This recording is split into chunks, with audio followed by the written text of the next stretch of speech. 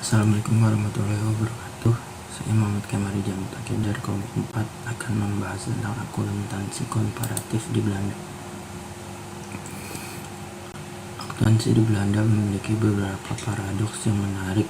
Belanda memiliki ketentuan akuntansi dan pelaporan keuangan yang relatif permisif, tetapi standar praktik profesionalnya yang sangat tinggi. 1. Regulasi dan pelaksanaan akuntansi. Regulasi akuntansi di Belanda bersifat liberal hingga munculnya Act on Annual Financial Statement pada tahun 1970. Isi ketentuan Undang-Undang tahun 1970 adalah: 1. Laporan keuangan tahunan harus menunjukkan gambaran yang jelas dari posisi keuangan dan hasil tahun tersebut, dan semua artikelnya harus dikelompokkan dan dijelaskan dengan tepat. 2. Laporan keuangan harus disusun berdasarkan praktik bisnis yang aman. 3. Dasar-dasar untuk penulisan aset dan utang serta untuk menentukan hasil operasi harus diungkapkan. 4. Laporan keuangan harus disusun pada dasar yang konsisten, dan pengaruh material dari perubahan dalam prinsip-prinsip akuntansi harus diungkapkan dengan tepat. 5. Informasi keuangan yang komparatif untuk periode terdahulu harus diungkapkan dalam laporan keuangan dan catatan kaki yang menyertainya. 2. Laporan keuangan. Perusahaan Belanda harus melaporkan hal-hal berikut: 1. Neraca. 2. Laporan laba rugi. 3. Catatan. 4. Laporan direktur. 5. Informasi lain yang sudah ditentukan. Akuntansi komparatif di Italia. Italia merupakan salah satu negara yang menjadi tempat bersejarah dalam perkembangan akuntansi dunia. Walaupun Italia termasuk tempat asal akuntansi, namun perkembangan akuntansi Italia saat ini telah dipengaruhi oleh beberapa negara Eropa maupun negara Amerika. Standar akuntansi Italia yang digunakan oleh setiap perusahaan di sana adalah IFRS atau International Financial Report Standard, dan GAAP, General Accepting Accounting Principle. EU atau European Union adalah lembaga yang didirikan untuk mencapai integrasi pasar keuangan.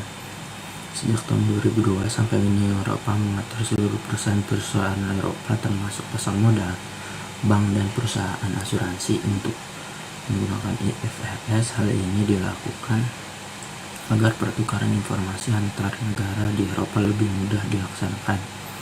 Italia adalah negara anggota Uni Eropa. Konsekuensinya, Italia juga harus mengikuti apa yang diatur oleh Uni Eropa. Sedangkan GAAP diizinkan untuk digunakan oleh perusahaan-perusahaan Italia, tapi hanya untuk sebatas uang lingkup Italia. GAAP tidak bisa digunakan jika suatu perusahaan memiliki hubungan bisnis atau hubungan konsolidasi dengan perusahaan di luar Italia. Menurut Banca d'Italia, ada struktur laporan keuangan yang dilaporkan oleh setiap perusahaan yang harus dilaporkan oleh setiap perusahaan setiap tahun, yaitu: A. Laporan laba rugi disertai dengan kerugian maupun keuntungan yang belum direalisasikan. B. Neraca. C. Laporan arus kas. D. Laporan kebijakan akuntansi yang digunakan. E. Informasi aktiva bersih perusahaan selama 3 tahun.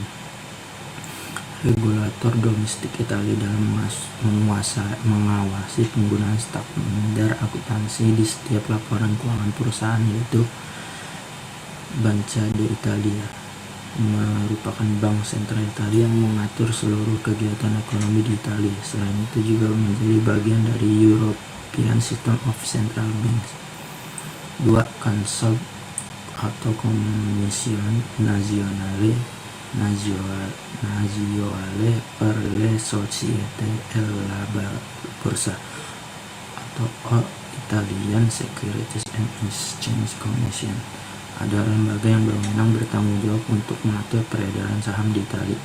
Consob juga memeriksa setiap laporan keuangan perusahaan yang akan masuk dalam pasar modal. Selanjutnya, saya Barutu Takia akan menjelaskan mengenai akuntansi komparatif di Inggris. Akuntansi itu sendiri di Inggris pertama kali berkembang sebagai cabang ilmu tunggal yang independen, yang kemudian secara pragmatis ia menyikapi mengenai praktik usaha. Namun, seiring berjalannya waktu, legislasi perusahaan menambah ketentuan lain, tetapi tidak menutup kemungkinan bagi para akuntan untuk memiliki fleksibilitas yang cukup. Kemudian kita akan membahas mengenai regulasi dan pelaksanaan akuntansi. Di Inggris memiliki undang-undang pada tahun 1981 yang menetapkan 5 prinsip dasar akuntansi. Apa saja itu? 5 dasar prinsip akuntansinya adalah yang pertama, pendapatan dan beban disesuaikan dengan dasar akrual. Dan yang kedua adalah aset dan kewajiban untuk individu dicatat secara terpisah. Yang ketiga, adanya prinsip konservatisme. Apa sih prinsip konservatisme ini? Prinsip konservatisme adalah prinsip kehati-hatian. Yang keempat adalah prinsip konsisten, di mana penerapan kebijakan akuntansi harus secara konsisten. Dan yang kelima adalah prinsip perusahaan yang terus berjalan secara diterapkan untuk entitas yang sedang dihitung. Selanjutnya kita akan membahas mengenai apa saja sih laporan keuangan yang harus ada atau yang harus dilaporkan di negara Inggris. Yang pertama adalah laporan direktur. Yang kedua ada akun laba rugi serta neraca. Yang ketiga ada laporan arus kas. Dan yang keempat ada laporan keseluruhan laba rugi. Dan yang kelima ada laporan kebijakan akuntansi. Yang keenam ada catatan yang direferensikan dalam laporan keuangan. Dan yang terakhir ada laporan auditor. Assalamualaikum warahmatullahi wabarakatuh. Perkenalkan, nama saya Fitra Arsita. Di sini saya akan menjelaskan tentang materi akuntansi komparatif di Prancis. Prancis merupakan pendukung utama penyeragaman akuntansi nasional di dunia. Kementerian Ekonomi Nasional menyetujui Plan Kompatibel General atau Kode Akuntansi Nasional resmi yang pertama pada bulan September 1947. Plan Kompatibel General ini berisi tentang yang pertama, tujuan dan prinsip akuntansi serta pelaporan keuangan. Yang kedua, definisi aktiva, kewajiban, ekuitas pemegang saham, pendapatan, dan juga beban. Yang ketiga, aturan pengakuan dan penilaian. Yang keempat, daftar akun standar, ketentuan mengenai penggunaan, dan ketentuan tata buku lainnya. Dan yang kelima, contoh laporan keuangan dan aturan penyajiannya. Dasar utama akuntansi di Prancis adalah Hukum Akuntansi 1983 dan Dekrit Akuntansi 1983 yang membuat Plan Kompatibel General wajib digunakan oleh seluruh perusahaan. Kedua dokumen tersebut menjadi bagian dari Kode de Commerce. Selanjutnya, regulasi dan penegakan aturan akuntansi 5 organisasi utama yang terlibat dalam proses penetapan standar di Prancis, yaitu 1. Conseil National de la Comptabilité atau CNC, yang berarti Badan Akuntansi Nasional. Yang kedua, Comité de la Réglementation Comptable or CRC, yang berarti Komite Regulasi Akuntansi. Yang ketiga, Autorité des Marchés Financiers of AMF, yang berarti Otoritas Pasar Keuangan. Yang keempat, ada Ordre des Experts Comptables or OAC, yang berarti Ikatan Akuntansi Publik. Dan yang kelima, Compagnie Nationale des Commerciaires aux Comptes or CNCC, yang berarti Ikatan Auditor Kepatuhan Nasional. Di Prancis, profesi akuntansi dan auditing sejak dahulu telah terpisah.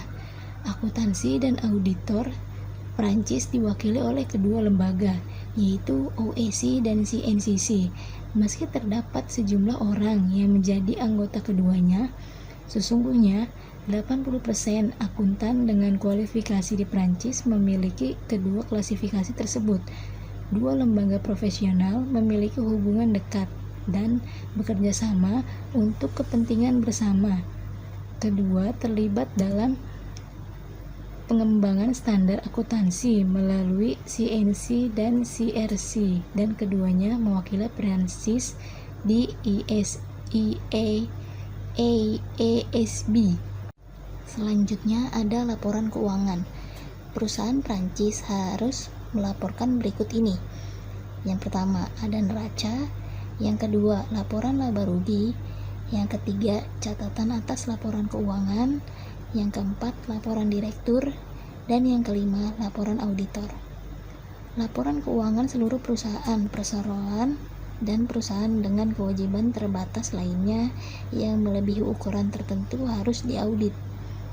Perusahaan besar juga harus menyiapkan dokumen yang terkait dengan pencegahan kepailitan perusahaan dan laporan sosial, yang keduanya hanya terdapat di Prancis. Selanjutnya saya ingin menjelaskan akuntansi komparatif di Jerman. Akuntansi di Jerman terus berubah semenjak akhir PD2. Perintah Uni Eropa keempat, ketujuh, dan ke-8 memasuki Undang-Undang Jerman melalui Comprehensive Accounting ACT pada 19 Desember 1985. Berikut hasil dari legislasi. Yang pertama itu menggabungkan semua persyaratan akuntansi, laporan keuangan, pengungkapan, dan audit Jerman ke dalam satu undang-undang. Yang kedua itu Undang-Undang Tunggal. Ini ditetapkan menjadi buku ketiga dari German Commercial Code atau HGB. Yang ketiga itu peraturan ini sebagian besar didasarkan pada konsep dan praktik Eropa. Oke, selanjutnya yang pertama regulasi dan pelaksanaan akuntansi. Undang-Undang tahun 1998 tentang kendali dan transparansi atau disingkat kontrak memperkenalkan persyaratan bagi Menteri Kehakiman untuk mengakui Dewan Susunan Standar Nasional untuk memberikan tujuan-tujuan berikut. Yang pertama, mengembangkan rekomendasi untuk penerapan standar akuntansi dalam laporan keuangan gabungan. Yang kedua, menganjurkan Menteri Kehakiman mengenai standar akuntansi yang baru. Yang ketiga, mewakili Jerman dalam organisasi akuntansi internasional seperti IASB. Yang kedua, laporan keuangan. Perusahaan Jerman harus melaporkan hal-hal berikut. Yang pertama, neraca. Yang kedua, laporan laba rugi. Yang ketiga, catatan. Yang keempat, laporan manajemen. Yang kelima, laporan auditor.